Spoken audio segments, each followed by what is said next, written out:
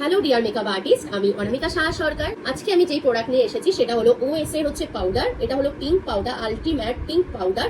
Full name হলো one size. OS নামেই এটা পপুলার হয়েছে। তোমাদেরকে দেখিয়ে দিই প্রোডাক্টটা কেমন। পিঙ্ক কালারের পাউডার, ট্রান্সলেশন পাউডার সবার খুব ডিমান্ডিং। পিঙ্ক কালারে এটা ফুল আল্টিমেট পিঙ্ক কালার পাউডার, পুরো আলট্রা করবে, স্কিনকে অয়েলকে লক করবে। প্লাস এটা তোমার long lasting powder, pink colour, ঠিক আছে। ফুল ওয়াটারপ্রুফ পাউডার। আর এটা ইউজিং যেটা তোমরা করবে ইউজ ব্রাশ দিয়ে তোমরা ফেসের মধ্যে পাউডারটাকে আগে হাতের মধ্যে ঝেড়ে নিয়ে দেন তোমরা ফেসে অ্যাপ্লাই করবে।